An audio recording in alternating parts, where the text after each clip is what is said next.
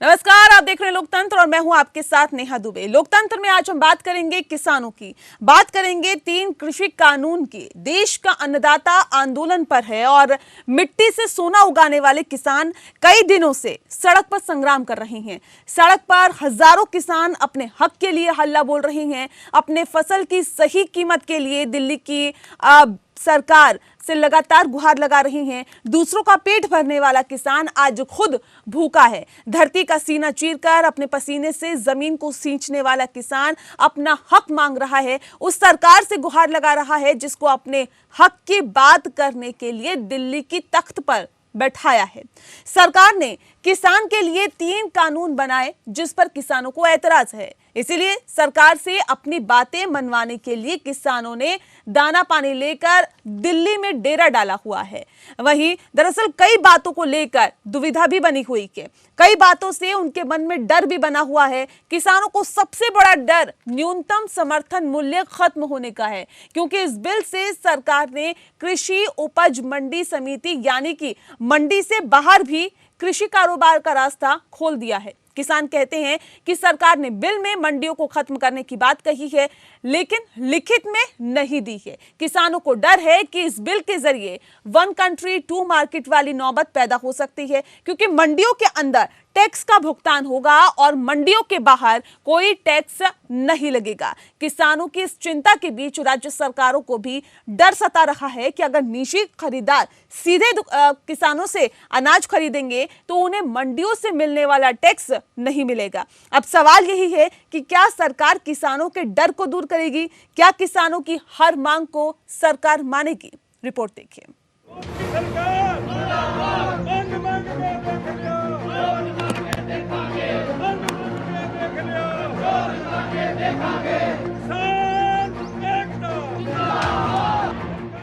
तीन नए कृषि कानूनों को लेकर शुरू हुआ हंगामा थमने का नाम नहीं ले रहा है। लगातार रेल रोको आंदोलन और चक्का जाम के बाद अब अपने आंदोलन को तेज करते हुए किसान यूनियनों ने दिल्ली की ओर कूच किया है। दरअसल कृषि उपज व्यापार और वाणिज्यिक विधेयक, कृषक कीमत आश्वासन और कृषि सेवा पर करार विधेयक और आवश्यक वस्तु संशोधन विधेयक को संसद से पारित कराने के बाद राष्ट्रपति ने इस पर मुहर लगा दी है। इसके बाद तीनों कृषि विधेयक कानून बन गए। अब इसी कृषि कानून को लेकर हंगामा मचा हुआ है। इन 3 नए कृषि कानून में कई बदलाव किए गए हैं। कृषि उपज व्यापार और वाणिज्य कानून में सरकार ने कृषि पैदावार को किसानों को किसी भी राज्य में बेचने और मार्केटिंग करने का अधिकार दे दिया है। और हमारी मांग है कि जो तीनों लॉज हैं उनको रिपील किया जाए और एमएसपी को जो हमारा लीगल राइट बनाया जाए और प्रोक्योरमेंट की जो सरकार की वो गारंटी करे। जो 3 खेती विरोधी कानून है, डेयरी का है, डॉक्टर स्वामीनाथन की रिपोर्ट है और जो प्रदूषण का है उस मांग है। जो 3 अध्यादेश है ये बारिश कराने के लिए मांग है हमारी, इनमें दिक्कत आ रही है हमें बहुत। पहले किसान अपने राज्य में एपीएमसी मंडियों में ही इसे बेच पाते थे। सरकार का तर्क है कि इससे किसानों को अपनी उपज का बेहतर दाम मिलेगा और कृषि उत्पादों का इलेक्ट्रॉनिक ट्रेडिंग हो पाएगी। लेकिन किसान संगठनों का कहना है कि नए कृषि कानून से एमएसपी खत्म हो जाएगा और कृषि मंडियां भी खत्म हो जाएंगी। तो वही सरकार ने साफ कर दिया है कि न्यूनतम समर्थन मूल्य यानी एमएसपी पहले की तरह ही जारी रहेगा, जबकि बढ़े हुए सामान के दाम का फायदा किसान वहां अपना सामान बेचकर उठा सकेगा। सरकार का कहना है कि ये बिल किसानों के हित में है और उससे उनको ज्यादा फायदा कमाने का मौका मिलेगा, जबकि किसानों का कहना है कि सरकार की मंडियों का एकाधिकार खत्म होने से उसे न्यूनतम समर्थन मूल्य देने का भी कोई मतलब नहीं रह जाएगा, जो सरकार किसानों के हितों की रक्षा के लिए तय करती है।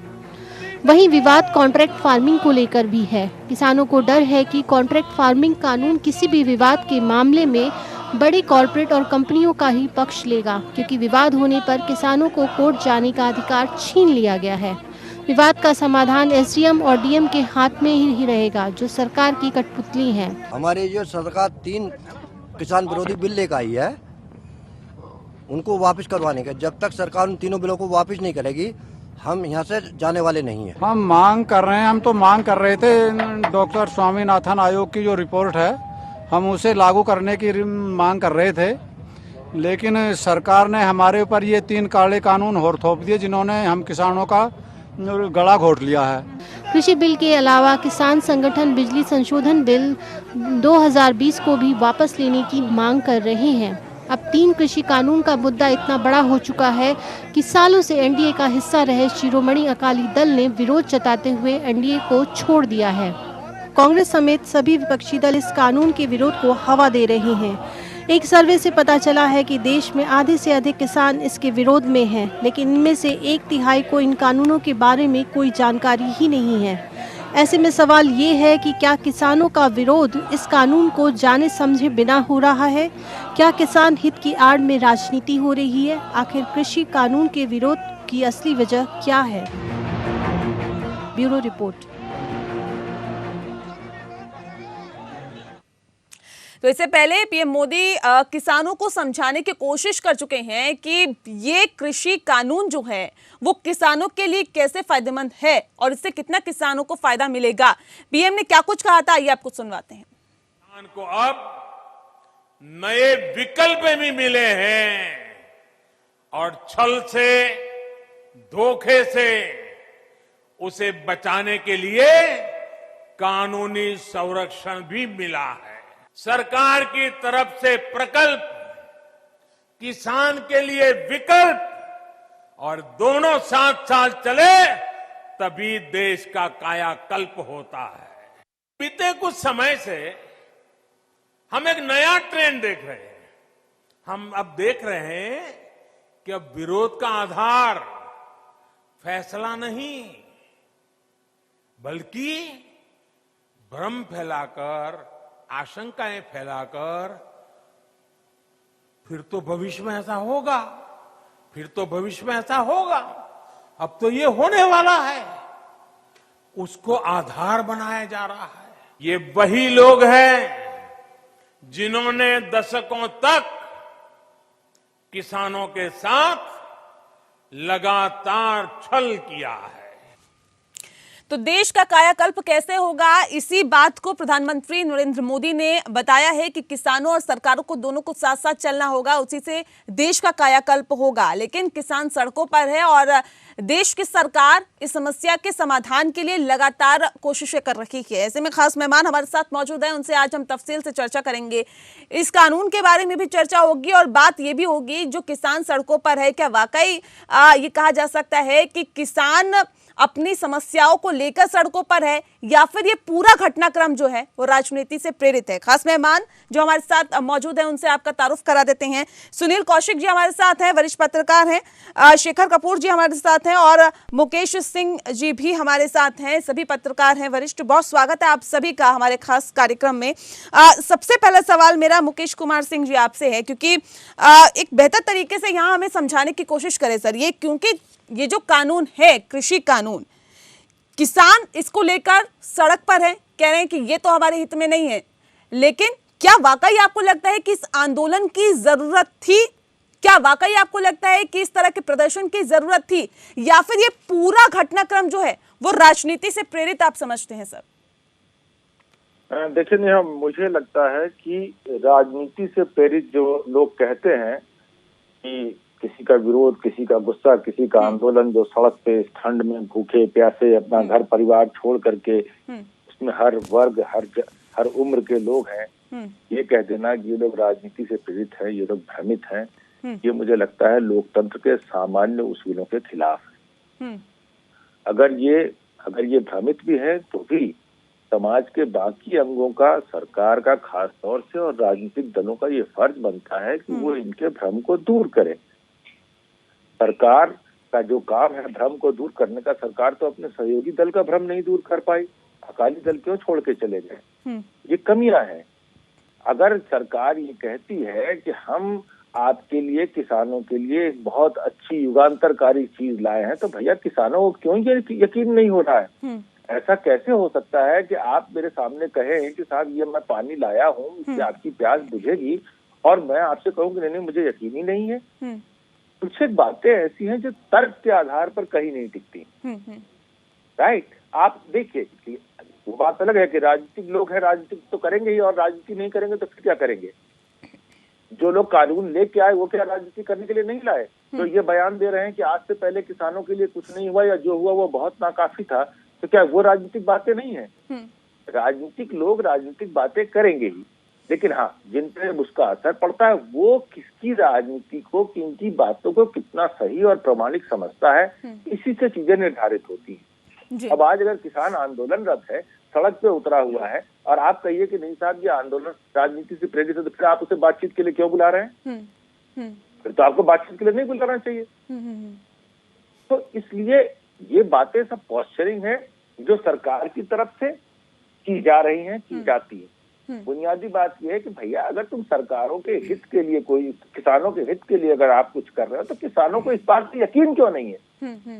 वो आपकी उस बात पे कि आप कह रहे हैं, बिल्कुल, बहुत अहम विषय आपने उठाया कि किसानों को यकीन क्यों नहीं है। सुनील कौशिक जी, सवाल इस बात को लेकर है कि सर पूरे देश में बहुत किसान हैं और जो हमारे देश को कृषि प्रधान कहा जाता है सर, लेकिन ऐसे में महज कुछ राज्यों के किसान, खासतौर पे पंजाब, हरियाणा या फिर उत्तर प्रदेश के कुछ जगहों के जो किसान हैं, उन्हीं को ये यकीन नहीं हो रहा कि ये जो बिल है वो हमारे हित के लिए है।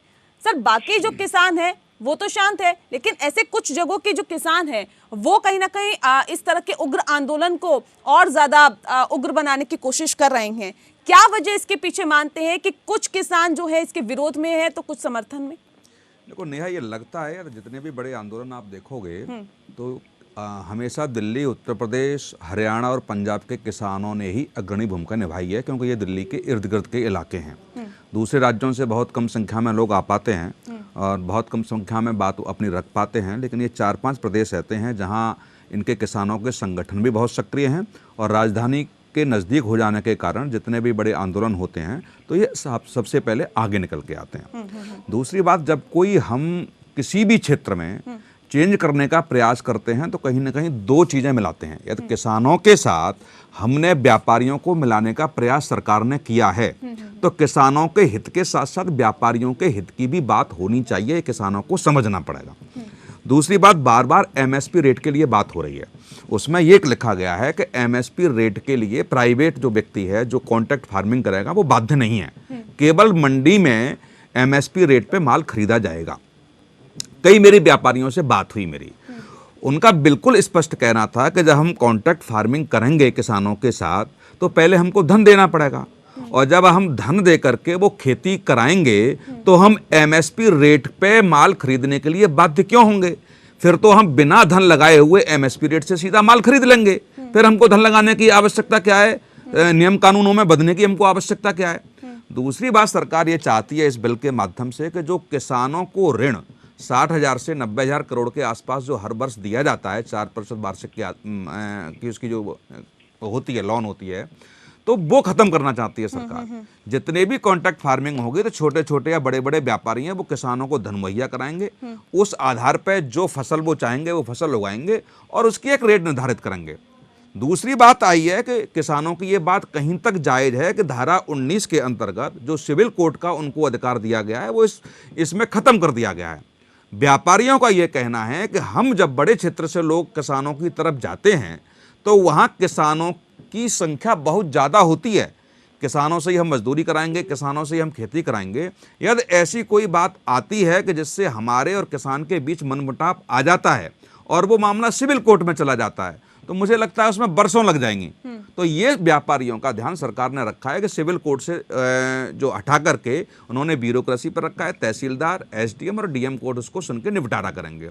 इस पे किसान अड़े हुए हैं कि हमारा सिविल कोर्ट का जो अधिकार था वो बहाल किया जाए। तीसरी बात ये आ रही है कि हम असीमित भंडारण कर सकते हैं, उसको मुक्त कर दिया है सरकार ने, बोल जितना चाहो आप कर सकते हैं। इसके लिए भी व्यापारियों का ये कहना है कि यदि हमने बड़े लेवल पर कॉन्ट्रैक्ट फार्मिंग की और हमारे पास बहुत संख्या में ज़्यादा फसल आई तो क्या हम उसको भंडारण क्यों नहीं करेंगे, हम किसको सेल करेंगे? तो ये 3 बातें हैं और सारी बातें जो बिल में हैं उस पर किसान सहमत हैं, किसान उस पर खुश भी हैं, लेकिन इन जो 3 मुद्दों की बात हो रही है वो किसानों को भी बैठ के सरकार के साथ समझना पड़ेगा। दूसरी, बार बार सरकार सामने आ रही है। मुझे ये लगता है व्यक्तिगत रूप से कि व्यापारियों का एक प्रतिनिधिमंडल जो इस बड़े लेवल पर कॉन्ट्रैक्ट फार्मिंग करने के लिए अग्रणी आएंगे, आगे आएंगे, उनको और किसानों को बैठ करके आमने सामने बैठ करके दोनों की समस्या का समाधान निकले।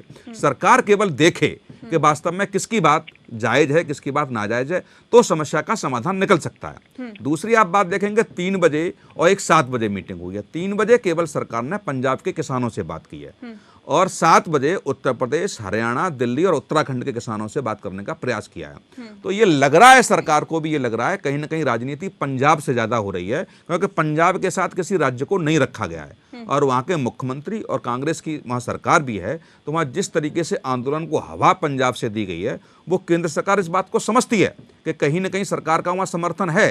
तो दो बार में यदि मीटिंग करना 7 बजे और 3 बजे, तो ये सरकार भी चाह रही है किसान आपस में संगठन बटें। दूसरा एक 3:30-4 बजे का प्रस्ताव था मंत्री जी का कि हम एक कमेटी बनाएंगे जिसमें 4 से लेकर के 7 लोग होंगे, जिसमें कृषि विभाग के एक्सपर्ट लोग भी होंगे, यूनियन के लोग भी होंगे और सरकार के भी लोग होंगे। जो बैठ के संयुक्त रूप से कमेटी निर्णय लेगी वो मान्य होगी। वो पंजाब के किसानों ने उनको अस्वीकार कर दिया कि नहीं, हम ये चीज़ें नहीं मानेंगे। तो एमएसपी पे और धारा 19 पे और असीमित भंडारण पे जो बात चल रही है, देखते हैं कि निर्णय क्या निकल के आ पाता है। बिल्कुल, ये तो वाकई देखने वाली बात होगी कि क्या कुछ फैसला निकल के सामने आता है। लेकिन जाहिर तौर पे यहाँ पर ये बहुत महत्वपूर्ण हो जाता है कि अब ये जो बैठकें चल रही हैं उसके बाद क्या कुछ फैसला होगा। लेकिन ऐसे में जो किसानों की चिंता है, जो फिक्र है, वो यही कि मंडियां खत्म ना हो जाए, एमएसपी को कानूनी जामा पहनाया जाए। और जिस बात का जिक्र अभी डॉक्टर सुनील कौशिक जी कर रहे थे, इनका भी ये कहना है कि किसानों की ये भी चिंता है कि जो ब्यूरोक्रेसी को दे दिया गया है, अब ये पूरा जिम्मा कि अगर किसी भी तरह की कोई भी दिक्कतें किसानों को होती है तो उसके खिलाफ वो सिविल कोर्ट नहीं जा सकते हैं, एसडीएम के पास वो जाएंगे। लेकिन ऐसे में ये जो उनका अधिकार था, इसे क्यों खत्म किया गया है, ये भी एक कहीं ना कहीं किसानों की चिंता है। चिंता बहुत सारी है, उन पे भी हम बातचीत करते रहेंगे। एक छोटे से ब्रेक के लिए रुकना पड़ रहा है, खास मेहमान लगातार हमारे साथ मौजूद है। एक ब्रेक, जल्द लौटते हैं। चलिए, ब्रेक के बाद स्वागत है आपका। आप देख रहे हैं लोकतंत्र पे बात दरअसल किसानों की हो रही है, क्योंकि किसान अपनी मांगों को लेकर सड़क पर है और 3 सूत्रीय मांगों को लगातार उठा रहे हैं, पुरजोर तरीके से अपनी मांगों को उठाते आ रही हैं। बातचीत की कोशिश भी लगातार की जा रही है, सरकार की तरफ से लगातार बातचीत की जा रही है। कई दौर की बातचीत सरकार के अंदर भी हुई, उसके बाद किसानों से भी अब ये बातचीत हो रही है। लेकिन सवाल इस बात को लेकर है कि क्या समस्या का समाधान निकलेगा। खास मेहमान लगातार हमारे साथ मौजूद है। लेकिन एक सवाल इस बात को लेकर है शेखर कपूर जी कि क्योंकि लगातार देखिए स्टेप बाय स्टेप हम बात आपसे करेंगे। कॉन्ट्रैक्ट फार्मिंग की अगर हम बात करते हैं सर, तो क्या समस्या है? क्या वाकई आपको लगता है कि कॉन्ट्रैक्ट फार्मिंग होने से या तो प्रधानमंत्री जिस तरह से कह रहे हैं कि किसानों के पास विकल्प आ जाएगा, या फिर यूं कहे कि किसानों की वाकई क्या दिक्कत बढ़ती हुई आपको दिखाई दे रही है कॉन्ट्रैक्ट फार्मिंग से?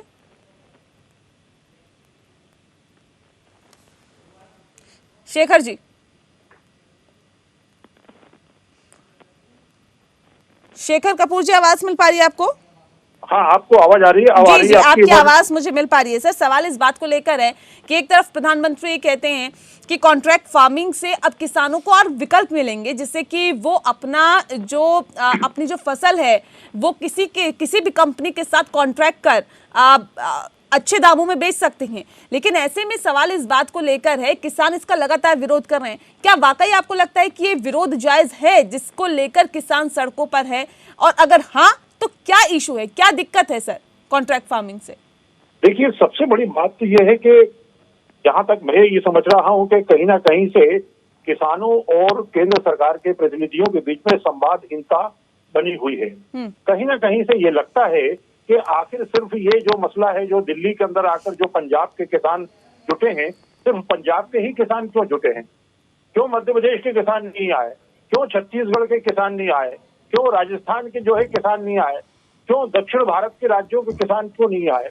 तो कुल मिलाकर ये इसके अंदर कहीं ना कहीं से जो पंजाब जो हमारा हिस्सा है, जो हमारे ही देश के किसान हैं और दिल्ली से लगा हुआ है, दिल्ली की सीमाओं से बहुत नजदीक है, तो वहां के किसानों को कहीं ना कहीं से इस बात पर ध्यान देना चाहिए कि ये बात प्रधानमंत्री स्वयं जब खुद कह रहे हैं, देश का प्रधानमंत्री कह रहा है ओके साहब, आप किसानों को घबराने की जरूरत नहीं है, उन्हें किसी भी प्रकार से डरने की जरूरत नहीं है, उनकी फसलों को नुकसान नहीं होगा, उनकी एमएसपी के ऊपर जो है कोई चोट नहीं पहुंचेगी। हाँ। तो ये किसानों को कहीं ना कहीं से इस विषय पे संवाद बनाना चाहिए। लेकिन सर सवाल इस बात को लेकर भी है ना कि प्रधानमंत्री कहते हैं कि मंडियां खत्म नहीं होगी, प्रधानमंत्री कहते हैं कि एमएसपी है वो भी खत्म नहीं होगी, जैसा चल रहा था वैसे चलता रहेगा, बल्कि इससे तो आपको और विकल्प मिल गए हैं कि आप अपनी फसलों को औने पौने दामों पर बेचने की बजाय आप अच्छे दामों पर अपनी फसलों को बेच पाएंगे, ये तो आपको ऑप्शन मिल गया है। लेकिन सवाल इस बात को लेकर है कि अगर किसान ये चाहते हैं कि एमएसपी को कानूनी जामा पहनाया जाए, अगर किसान ये कहते हैं कि जो मंडियां हैं उसे खत्म नहीं करेंगे, इसे भी कानूनी जामा पहनाया जाए, सर तो इसमें दिक्कत कहाँ है? क्या वाकई आपको लगता है कि एमएसपी को कानूनी जामा पहनाया जाएगा तो दिक्कतें खड़ी होगी? अगर हाँ तो फिर ऐसी क्या दिक्कतें हैं सर? देखिए, मैंने शुरू में यही कहा कि कहीं ना कहीं से इस विषय को लेकर संवादहीनता की कमी जो है पंजाब के किसानों के साथ में मैं कह सकता हूं, क्योंकि देश के अन्य राज्यों के किसानों की तरफ से इस प्रकार के विरोध की कोई आवाज नहीं आई है। तो कुल मिलाकर पंजाब के किसानों को और कुछ हिस्सा जो उत्तर प्रदेश का भी इसके अंदर शामिल हुआ है, उनको भी जो है इस बात को स्वीकार करना होगा कि प्रधानमंत्री कह रहे हैं उनकी बात को समझे, और अगर उन्हें लगता है तो जैसा कि आज जो प्रयास हुए हैं दिल्ली के अंदर, जो कैबिनेट ने जो मीटिंग की है कि उसके अंदर जो है केंद्र सरकार ने किसानों को कहा है कि हम एक समिति बना देते हैं, आप जो है उसके अंदर आइए, शामिल होइए और बातचीत करके इस मसले को निपटाइए और आपकी जो मसले हैं उनके ऊपर विचार किया जाएगा। लेकिन किसानों ने इस बात को टोटली इनकार कर दिया, वो उस कमेटी में शामिल होने को तैयार नहीं है। तो सवाल यही होता है कि जब पंजाब के किसान अगर ये सोचते हैं कि दिल्ली को घेर कर वो पूरे देश को घेर लेंगे, तो इस बात में थोड़ा सा एक बहस की बात एक अलग रूप से शुरुआत होगी और किसानों कहीं ऐसा ना हो कि पंजाब के किसान पूरे देश के किसानों के सामने अलग थलग पड़ जाएं। नेहा जी, ये एक सबसे बड़ी चिंता का विषय आने वाले समय में हमारे देश के अंदर उत्पन्न होना है। ठीक है मुकेश जी, सवाल इस बात को लेकर है जिस बात का जिक्र अभी शेखर कपूर जी कर रहे थे, क्या वाकई आपको भी लगता है कि सरकार का अलग अलग मीटिंग करना, पहले पंजाब के किसानों को बुलाना, फिर बाकी जो राज्य जहां पे प्रदर्शन हो रहा है, जहां के जो किसान हैं उग्र दिखाई दे रहे हैं, उन किसानों की मीटिंग करना, उनके साथ मीटिंग करना, सर ये जो ग्रुप वाइज जो मीटिंग हो रही है केंद्र सरकार के साथ, जिस बात का जिक्र अभी शेखर कपूर जी कर रहे थे और सुनील कौशिक जी ने भी किया था, क्या वाकई आपको लग रहा है कि अब इस तरह की भी नीति हो सकती है कि पंजाब के किसान कुछ अलग थलग पड़ते हुए दिखाई दे आगे? नेहा, मेरा मानना यहाँ ये है कि सरकार ने क्या सोच करके इन्हें दो गुटों में बांटा, इसकी तरफ से कोई सरकार का स्पष्टीकरण तो आया नहीं। जब तक सरकार का स्पष्टीकरण नहीं हो तब तक हम क्या इसे डिवाइड एंड रूल वाली बात मान सकते हैं? फूट डालो। तीसरी बात कि एक ये जो कहा जाता है कि साथ ये दिल्ली या इसके आसपास के राज्यों के किसान ज्यादा उत्तेजित हैं, अन्य पूरे देश के लोग, देश भर के अन्य राज्यों के किसान क्यों नहीं उत्तेजित है? यहाँ हमें ये समझना चाहिए जो कृषि उपज मंडी का नेटवर्क है और जिसका असर इन मौजूदा कानूनों से सबसे ज्यादा कृषि उपज मंडी का असर पड़ता पर असर पड़ेगा इसका, वहाँ ये कृषि उपज मंडी जो है इन्हीं दो राज्यों में यानी पंजाब और हरियाणा में सबसे बेहतर ढंग से विकसित हो पाएगी। अन्य राज्यों में कृषि उपज मंडी का तो या तो कह लीजिए कि मतलब नामो निशान नहीं है, और या फिर कहीं कहीं कुछ कोशिश हुई है, तो इसलिए ये हो सकता है। एक दूसरी बात यह है कि ये भी सही है कि अन्य राज्यों के किसानों को आंदोलन करने के लिए दिल्ली आने तक कोविड का टाइम है, तो ऐसी शक्ति नहीं जुटी हो। तीसरी बात यह कि मान लीजिए कि वो नहीं विरोध कर रहे हैं, मान लीजिए वो सरकार के नियम कायदों से खुश है और सहमत है, तो भी इन दो राज्यों के, तीन राज्यों के, उत्तर प्रदेश उत्तराखंड के भी किसान, 3-4 राज्यों के जो किसान हैं उनके अंदर जो भी इस कानून को लेकर के भ्रम है, कथित रूप से जो भ्रम है, उस भ्रम को दूर करने की जिम्मेदारी किसकी है और दूर करने का हमें मैकेनिज्म क्या अपनाना चाहिए। आज आप जब यहाँ आकर के सड़क पे पूरी ताकत से आके खड़े हो गए, जब आप सरकार का पहिया जाम करने की दशा में खड़े हो गए, तब सरकार चेतती है, कहती है अच्छा ठीक है यहाँ तक आ जाइए, वहां तक आ जाइए, आइए आपसे बात कर लेते हैं। अरे भैया, ये 2-3 महीने से लोग गुस्सा है, चिल्ला रहे हैं, बोल रहे हैं, तरह तरह के आंदोलन कर रहे हैं, चाहे वो जितनी राजनीति से प्रेरित हो। राजनीति इस भारत की जमीन पे नहीं होगी तो कहाँ राजनीति होगी? तो ऐसी स्थिति में सरकार के पास बहुत बड़ा नेटवर्क होता है, बहुत बड़ा तंत्र होता है, राजनीतिक भी और सरकारी भी। उसके माध्यम से अगर सरकार समय से इनको नहीं समझा पाए कि साहब आप लोगों की जो चिंताएं हैं, जिस बात को लेकर के आप डर रहे हैं, उसका हमने ये सेफगार्ड किया, यही तो चीज चाहिए और चाहिए क्या। मान लीजिए कि आप कहेंगे साहब कि हम किसानों को इस बात का शक है कि साहब धीरे धीरे इससे एमएसपी तंत्र हमारा और कमजोर पड़ जाएगा, खत्म हो जाएगा और हमारी मंडियां भी जो है वो नष्ट भ्रष्ट हो जाएंगी। तो उन्होंने दूसरी जगह के उदाहरण कोट करते हैं, वो बताते हैं कि बिहार में क्या हुआ, किसी अन्य राज्य में क्या हुआ, कहाँ कितनी सफलता हमें मिली, नहीं मिली, हम कैसे 2 कदम आगे गए, 4 कदम पीछे गए। ये सारा अतीत उनके किसानों के पास भी है। और ये समझ लेना कि नहीं, किसान नहीं समझते कानून की व्यवस्थाओं को, सिर्फ हम और आप समझते, ऐसा नहीं है। उनके पास हमारे आपके जैसे आर्टिकुलेशन का तरीका नहीं हो सकता, लेकिन वो अपना हित और अहित नहीं समझते होते तो ऐसे सड़कों पे नहीं उतरते। ये हमें उनके प्रति इस तरह के अन्याय की बात नहीं करनी चाहिए। वो कम पढ़े लिखे हो सकते हैं, लेकिन वो अपना हित समझते हैं। तो लिहाजा उनको जिस ढंग से गाइड करने की जरूरत है और उनको क्या सेफगार्ड चाहिए, क्या वो सेफगार्ड सरकार दे सकती है। सरकार ने आज तक ये नहीं कहा कि किसान जो सेफगार्ड मांग रहे हैं एमएसपी को लेकर के, अपने इस राइट को लेकर के कि भाई हमारी जो सिविल कोर्ट में जाने की हमारी पास जो अथॉरिटी थी, जो छूट थी, जो विकल्प था, वो अब आपने सीज कर दिया, खत्म कर दिया। इन बातों को लेकर के सरकार के पास उन्हें बताने के लिए कि नहीं साहब, हमने आपके राइट्स, आपके अधिकार, आपके बेनिफिट्स को सीज नहीं किया, खत्म नहीं किया है, आपको ये सुविधाएं इस तरीके से मिल सकती हैं, यही तो बताना चाहिए। वही चीज नदारत। बिल्कुल, ये कहीं ना कहीं जो अब बातचीत हो रही है, ये बातचीत पहले भी किसानों के साथ करनी चाहिए थी सरकार को, क्योंकि जाहिर तौर पे यहाँ पे कुछ कमियां, कुछ खामियां तो रही है, जिसकी वजह से ये आंदोलन इतना ज्यादा हुआ और इस तरह से उग्र होता जा रहा है और किसानों को अपनी मांगों को लेकर अब सड़कों का रुख करना पड़ा। यानी कि तकरीबन 6 दिन से लगातार जो किसान है वो सड़कों पर है। ऐसे में आखिर ये नौबत क्यों आई, ये भी यहाँ पर समझने की जरूरत है। एक छोटे से ब्रेक के लिए यहाँ रुकना पड़ रहा है, जल्द लौटेंगे। चलिए, ब्रेक के बाद स्वागत है आपका। आप देख रहे हैं लोकतंत्र में दरअसल बात आज किसानों की हो रही है, क्योंकि किसान सड़कों पर है, अपनी मांगों को पुरजोर तरीके से उठा रही हैं और अपनी मांगों को लेकर क्योंकि सड़कों का रुख कर चुके हैं, लगभग 6 दिन से सड़कों पर बैठे हैं और सीधे सीधे उनका ये कहना है जो कानून बना हुआ है इसको वापस लिया जाए, ये हमारे हित में नहीं है। खास मेहमान लगातार हमारे साथ मौजूद है। एक सवाल इस बात को लेकर भी है, डॉक्टर सुनील कौशिक जी, क्या ये जो कानून बनाया गया, क्या वाकई आपको लगता है कि जल्दबाजी में बनाया गया? क्योंकि जिस तरह से ऐसी क्या हड़बड़ी थी सरकार के सामने, क्योंकि एक तरफ हमने देखा कि कोरोना काल चला, लॉकडाउन का वक्त था और इन दो दोहरी चुनौतियों के बीच अगर इस कानून को बनाया गया, इस विधेयक को पास कराया गया, तो क्या नहीं लगता कि ये बहुत जल्दबाजी में सरकार ने इस कानून को पास कराया है या इस कानून को बनाया है? क्या वाकई आपको लगता है कि इस वक्त पे जरूरत थी इस चीज की? नहीं, ऐसा नहीं है नेहा कि ये कानून अचानक बना दिया। पिछले 2 साल से इसकी ड्राफ्टिंग चल रही है। जब दोबारा जिस तरीके से मोदी जी आए थे, पहले तो 2018 से पहले उन्होंने बनाया, वो केवल कवर उसको नहीं कर पाए थे क्योंकि कुछ कंपनियां इसके लिए तैयार नहीं थीं। लेकिन 2019 में पुनः आए मोदी जी, तो उसके बाद इसकी ड्राफ्टिंग चली है। और मैं और बता दूं कि मैं भी नया फार्मिंग कराता हूं, मैं भी छोटा मोटा किसान हूं, ग्रामीण अंचल से आता हूं। मुझे कहीं इसमें ऐसा नहीं दिखता इस पूरे ड्राफ्ट में कि किसान का अहित हुआ है।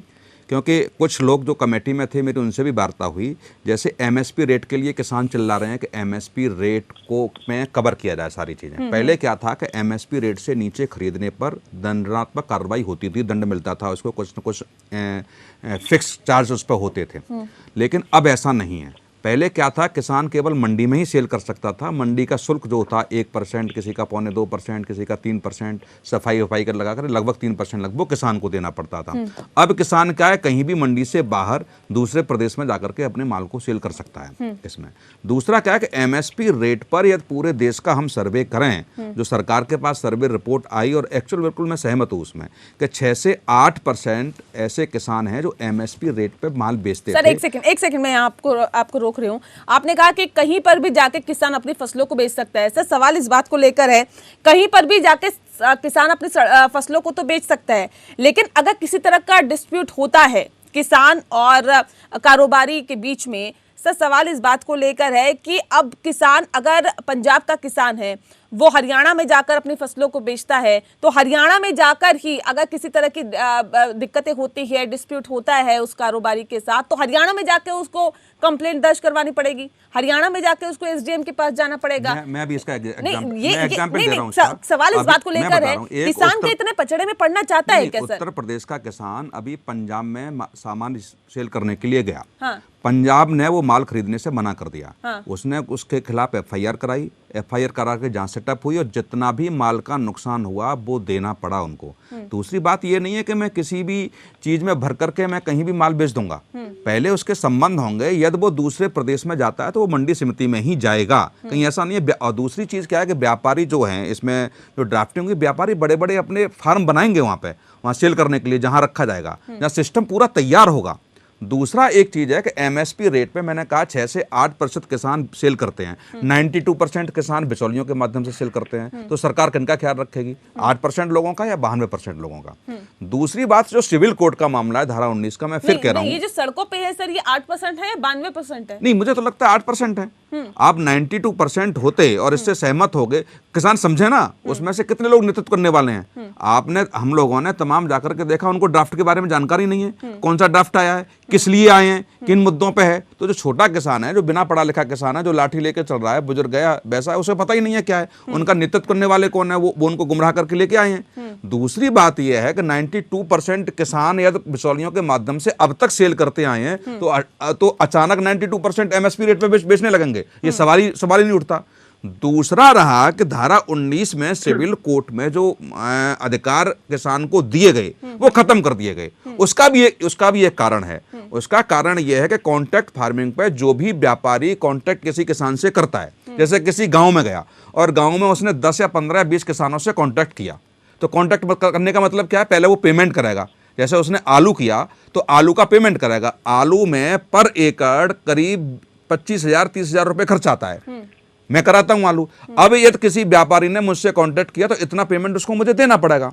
अब क्या है कि उस पैसा रख लिया किसान ने, नहीं दिया कॉन्ट्रैक्ट के आधार पर, तो वो कहां जाएगा? यदि किसान सिविल कोर्ट चला गया उस पेमेंट को लेकर के या कोई बात को लेकर के, तो जो व्यापारी है वो तो 4-5 साल 6 साल के लिए गया खत्म, क्योंकि वो हाई कोर्ट में भी अपील हो जाएगी, सुप्रीम कोर्ट में भी हो जाएगी, वहां के डिस्ट्रिक्ट कोर्ट में भी हो जाएगी। या तत्कालिक आपको न्याय चाहिए तो कहां होगा? ब्यूरोक्रेसी के पास, एसडीएम के पास, तहसीलदार के पास, डीएम के पास। हाँ, इतना मैं सहमत हूं कि यदि सिविल कोर्ट में धारा 19 का अधिकार रखते तो उसमें कोर्ट को बांधना चाहिए था कि 15 दिन में या 1 महीने में निर्णय लेना पड़ेगा। या दूसरा, किसानों से संबंधित कोर्ट सरकार को बनाने पड़ते। यदि किसानों की समस्या का कोई समाधान आता है तो ये कोर्ट होंगे और इसमें तत्काल 15 दिन में, 90 दिन में या 60 दिन में इसका निर्णय होगा। ठीक है मुकेश जी, सवाल इस बात को लेकर है सर, कॉन्ट्रैक्ट फार्मिंग का जो किसान है लगातार विरोध कर रहे हैं। उनका कहना है कि हम तो अपने ही खेत में मजदूर बन के रह जाएंगे अगर कॉन्ट्रैक्ट फार्मिंग होगी तो। लेकिन क्या वाकई आपको लगता है कि किसानों की ये चिंता जायज है, या फिर कॉन्ट्रैक्ट फार्मिंग से कम ये तय होगा कि जो बिकेगा वही उगेगा, यानी कि जो कंपनी की डिमांड होगी या जिसका पैसा दिया जाएगा या जितने बेहतर बीज दिए जाएंगे, जितने बेहतर ये कहा जा सकता है तकनीकें दी जाएगी, उतना बेहतर फसल उगेगी और उतना ही अच्छा आपको पैसा मिलेगा, यानी कि जो उगेगा वह बिकेगा। तो इसमें कॉन्ट्रैक्ट फार्मिंग में कहीं ना कहीं किसानों को फायदा होगा, या फिर जो उनकी चिंता है, या फिर जो उनके दिमाग में जो एक चीजें बनी हुई है, जो आकृति बनी हुई है, ये चिंता जायज है? देखिए, बातें निर्मूल कुछ भी नहीं है, चिंता भी जायज है। और सरकार जो कॉन्ट्रैक्ट फार्मिंग का रास्ता खोलना चाहती है वो भी सिद्धांततः कोई उसमें खराबी नहीं है, लेकिन आप उसे करने कैसे जा रहे हैं, यहाँ पर सारी की सारी बात घुसी हुई है। मिसाल के तौर पे, जैसे एक अभी हमारे पैनलिस्ट कह रहे थे कि किसानों को देश भर में अपनी उपज बेचने का अधिकार पहले से था, मौजूद है, आज भी है, इस कानून के आने से पहले भी था। ये बातें घुमाई जा रही। दूसरी बात, कॉन्ट्रैक्ट फार्मिंग में जो ब्राइट पिक्चर दिखाई जाती है, मुकेश जी मैं आपको रोकना चाहूंगी यहाँ पर। कृषि मंत्री नरेंद्र सिंह तोमर क्या कुछ कहना सुनते हैं?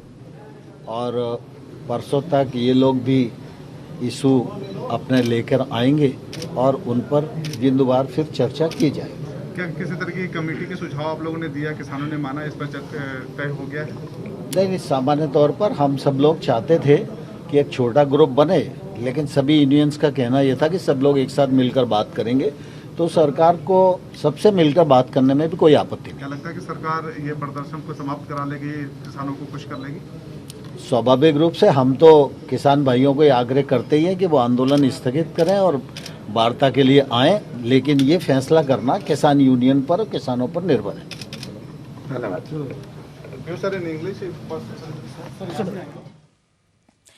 तो नरेंद्र सिंह तोमर को आप सुन रहे थे, जिनका कहना है कि किसानों को तो हम लगातार वार्ता के लिए बुला रहे हैं, लेकिन आंदोलन को खत्म करने के लिए सरकार लगातार कह रही है और किसानों का ये आंदोलन खत्म करना किसानों के ऊपर ही निर्भर करता है। एक छोटे से ब्रेक के बाद स्वागत है आपका। आप देख रहे हैं लोकतंत्र में बात अब किसानों की हो रही है, क्योंकि किसानों से लगातार वार्ता जारी है और समस्या के समाधान की तरफ सरकार आगे बढ़ना चाहती है। खास मेहमान लगातार हमारे साथ मौजूद है। ब्रेक पे जाने से पहले मुकेश कुमार सिंह जी से मैं बातचीत कर रही थी। मुकेश जी, सवाल इस बात को लेकर है जिस बात का जिक्र हमने ब्रेक पे जाने से पहले किया कि कॉन्ट्रैक्ट फार्मिंग से किसानों को ये चिंता है कि वो अपने ही खेत में कहीं ना कहीं मजदूर बनकर रहते हैं। क्या वाकई आपको लगता है ये चिंता जायज है? बिल्कुल जायज है, ऐसा नहीं है कि ये चिंता खत्म हो जाती है आपके, लेकिन उस कमियों को दूर करने के लिए मंत्री जी और हम लोग साथ में बैठेंगे परसों के दिन और इस प्रकार से वो दूर किया जाएगा। तो सर धरना क्या प्रोटेस्ट किस तरह धरना कंटिन्यू जारी रहेगा, धरना नहीं उठेगा, मगर कल हम लोग अध्ययन करके पॉइंट बनाएंगे और पॉइंट बनाकर कल परसों के दिन बैठ के। सर क्या बातचीत हुई आज, बात क्या हुई जिसपे आप लोग धरना? अरे बात तो यही हुई, वो हमने कहा कि किसी भी हालत में हम धरना नहीं उठाएंगे, धरना नहीं उठेगा। पूरे देश से लोग आ रहे हैं, ये 3 अध्यादेश डेथ वारंट है, इसको आपको वापस लेना होगा। तो मंत्री जी ने कहा कि भाई अध्यादेश जारी होता है और तत्काल कैंसिल नहीं हो पाता है, उस पर हमको बैठना पड़ेगा, तो वो कमेटी बनाएंगे। तो यही कमेटी रहेगी, हमारी अधिकारियों की कमेटी होगी और बैठ के अध्यादेश में जो विसंगतियां हैं उनको कैसे दूर किया जाए ये देखा जाए। क्या बोले सर? कृषि मंत्री क्या बोले? यही तो बोले, एक कमेटी बना के विसंगतियां दूर करेंगे। तो लगता है कुछ उम्मीद जगी है सर? हाँ, डायलॉग है, चर्चा है, कमेटी ये सब तय करेगी और सरकार के अधिकारी होंगे और मंत्री जी खुद होंगे और जिनमें हमको आपत्ति है वो आपत्तियां दूर करेंगे। लेकिन धरना चालू रहेगा सर? धरना चालू रहेगा और धरना में और विस्तार भी करेंगे। सर अपना नाम बता दीजिए और डेजिग्नेशन। शिव कुमार कक्का जी, राष्ट्रीय अध्यक्ष किसान मजदूर महासंघ। सरकार ਨੂੰ ਆਦੀ ਪ੍ਰਪੋਜ਼ਲ ਲਿਆਉਣੀ ਚਾਹੀਦੀ ਹੈ, ਇਹ ਤੋਂ ਪਹਿਲਾਂ ਲਿਆਉਣੀ ਚਾਹੀਦੀ ਸੀ। ਇਸ ਕਰਕੇ ਅਸੀਂ ਕਹਿਣਾ ਚਾਹੁੰਦੇ ਹਾਂ ਕਿ ਇਹ ਸ਼ਾਂਤਮਈ ਅੰਦੋਲਨ ਜਾਰੀ ਰਹਿਣਾ ਹੈ। ਦਿੱਲੀ ਦੇ ਵਿੱਚੋਂ ਕਿਸਾਨ ਖਾਲੀ ਨਹੀਂ ਮੁੜਨਗੇ। ਇਹ ਸਰਕਾਰ ਫੈਸਲਾ ਕਰ ਲੇ ਮਸਲਾ ਹੱਲ ਕਰਨਾ ਹੈ ਜਾਂ ਉਹਨੇ ਆਪਦੀ ਤਾਕਤ ਨਾਲ ਉਠਾਉਣਾ। सरकार की 3 घंटे तक मीटिंग हुई है, 3 घंटे में कोई फैसला नहीं लिया गया। ਇੱਕੋ ਬਾਤ ਸੀ ਉਹਨਾਂ ਦੀ ਕਿ ਛੋਟੀ ਕਮੇਟੀ ਬਣਾਓ, ਚਰਚਾ ਕਰਾਂਗੇ। ਮਸਲਾ ਨਹੀਂ ਹੱਲ ਕਰਨਾ ਚਾਹੁੰਦੀ ਸਰਕਾਰ, ਸਿਰਫ ਚਰਚਾ ਕਰਨਾ ਚਾਹੁੰਦੀ। फोन पर भी आपको वहाँ बताई जा सकती थी। बताई जा सकती थी। 3 घंटे क्यों वेस्ट किया? 3 घंटे तो जो बाहर दिखाना है कि सरकार सीरियस है, मीटिंग सदी है, निबेड़ना चाहती है, ये प्रभाव देना चाहती है। जो लोग अड्डो अड्डी स्टेटा तो आ रहे हैं उन्हें रोकना चाहती है प्रभाव देकर। कोई अगली तारीख भी दी गई है? परसों ही कहा कि परसों आज आप दोबारा बैठ जाएंगे, टाइम सानू नहीं दिया, शायद सब्जी के साथ वो टाइम मिल जाना। जी हाँ, तो किसान अपनी मांगों पर अड़िग है और किसान साफ तौर पे कह रहे हैं कि धरना जारी रहेगा जब तक समस्या का समाधान नहीं हो जाता। उनका साफ तौर पे कहना है कि ये 3 अध्यादेश जो है वो कहीं ना कहीं डेथ वारंट है। खास मेहमान लगातार हमारे साथ मौजूद है। मुकेश कुमार जी, क्या आपको लगता है किसान क्योंकि अपनी मांगों से मांगों पर अड़िग दिखाई दे रहे हैं, टस से मस नहीं हो रहे हैं, ऐसे में क्या वाकई आपको लगता है कि बीच का रास्ता निकल सकता है? इसका रास्ता भी निकलेगा। 2-4 बार 6 बार बात होगी, सरकार कुछ ऐसा प्रपोजल देगी जिससे कि किसान लगेगा कि हाँ भाई, किसानों को भी लगना चाहिए ना कि हमने जो संघर्ष किया, हम जो सड़कों पर उतरे हुए हैं, हमने कुछ पाया। जो उनकी शंकाएं हैं उसको दूर निराकरण हो, उनको कुछ सेफगार्ड दिए जाए जिससे कि भाई जो उनके मन में डर है वो डर दूर हो सके। तो कानून में इजाफा करके भी हो सकता है, तब्दीलियां लाके भी हो सकता है, और ऐसा भी हो सकता है कि नहीं साहब हम इस बात पे अड़े हुए, आपको ये कानून वापस लेना पड़ेगा। अगर आप वो तब्दीलियां लाने को भी तैयार नहीं हो जिससे हमें रिलीफ मिल सके, तो फिर आपको ये वापस लेना पड़ेगा। तो ये जो अड़ने वाली स्थिति होती है, आखिरकार एक बात और भी, अगर सरकार किसानों के आंदोलन को खत्म नहीं करवा पाएगी तो सरकार और जनता दोनों के लिए बहुत तकलीफें होने वाली, क्योंकि किसान का जो समुदाय है हमारे देश में, ये बहुत बड़ा समुदाय है। ये अगर हमारी व्यवस्था को रोकना चाहेगा, उसमें उसको जाम करना चाहेगा, तो इसका बहुत दूरगामी असर होगा। तो सरकार को के पास कोई चारा नहीं बचेगा। हाँ, अभी ठीक है, 1 राउंड में 2 राउंड में तुम भी अपनी ताकत दिखा लो, हम भी अपनी ताकत दिखा ले, हम भी अपनी जिद दिखा ले, वार्ताएं ऐसे ही होती हैं। इसी में कुछ फॉर्मुलेशन निकालने की कोशिश की जाएगी। हम आपको ये सेफगार्ड देने को तैयार है, अगर किसान को उस पर आप राजी कर पाए, उन सेफगार्ड के माध्यम से आंदोलन खत्म हो जाएगा। अन्यथा जो व्यक्ति इतनी तैयारी से आया कि हम महीने 2 महीने 4 महीने इस मौसम में, ठंड में, खुले में, राइट, ये वो लोग हैं जो अपने आखिरी तरीके का संघर्ष कर रहे हैं। चाहे इनकी संख्या कितनी भी छोटी हो देश के कुल किसानों के मुकाबले, लेकिन हमें इनके इशू को, इनके कंसर्न को एड्रेस करके दिखाना पड़ेगा। सरकार और सरकारी व्यवस्था को, पॉलिटिकल सिस्टम को ये दिखाना पड़ेगा। थोड़ा सा वक्त लग सकता है, लगेगा, 2-3 राउंड की और बातचीत होगी, है ना। ठीक है। एक सवाल मेरा यहाँ पर शेखर कपूर जी से है। शेखर जी, सवाल इस बात को लेकर, जिस बात का जिक्र अभी मुकेश कुमार सिंह जी कर रहे थे कि देखिए 2-4 बार बातचीत होगी, उसके बाद हो सकता है कि कोई बीच का रास्ता निकल आए, लेकिन ऐसे में किस तरह से आपको लगता है कि बीच का रास्ता हो सकता है? क्या कुछ हो सकता है सर? नहीं, निश्चित रूप से नेहा जी, तीसरा रास्ता तो निकलेगा और बीच का रास्ता भी निकलेगा। किसान जो है अपने लाभ लश्कर के साथ में इस समय दिल्ली की सीमा पर जो डटे हैं और अपने पूरे हुक्के पानी गुड़गुड़ाते हुए वहां पर डटे हैं, ठंड में हैं, तो वो एक निश्चित रूप से एक निर्णय लेके आए हैं कि उनको यहाँ पर इस बिल को लेकर अपनी एक निर्णायक लड़ाई लड़नी है। तो अब केंद्र सरकार की तरफ से ये तो हुआ है कि साहब उनके केंद्र सरकार ने उनके साथ में बातचीत शुरू कर दी है। जो बातचीत कल बुधवार से आरंभ होनी थी वो आज से आरंभ हो गई। तो कहीं ना कहीं से इस मामले में अब ये दिखाई पड़ रहा है कि किसान तो अपनी बात पर अड़े हैं, लेकिन उन्हें इस बात से थोड़ा सा दूर हटना चाहिए। इस बात को उनको पूरे देश को इस बात को समग्र रूप से उनको ध्यान में रखना चाहिए कि वो पंजाब के किसान नहीं है, बल्कि वो देश के किसान हैं। सबसे बड़ी बात ये है। सबसे बड़ी बात ये भी देखना होगी कि देश के अंदर हमारे 28 राज्य हैं और 8 केंद्र शासित प्रदेश है। क्या पंजाब के किसानों की जो मांग है पूरे राज्यों का समग्र रूप से पूरा नेतृत्व करती है? इस बात को भी पंजाब के किसानों को समझना पड़ेगा। दूसरी सबसे बड़ी बात नेहा जी ये है कि जब भी कोई कानून बनता है वो कानून बनता है, कानून का जो आवरण होता है वो उन लोगों के लिए विशेष रूप से बनता है जो गरीब होते हैं, मजदूर होते हैं, या जिनके हितों को लोग चूस रहे होते हैं, जिनके हितों का अहित कर रहे होते हैं। तो उनके लिए उन लोगों के लिए केंद्र सरकार कानून लाती है।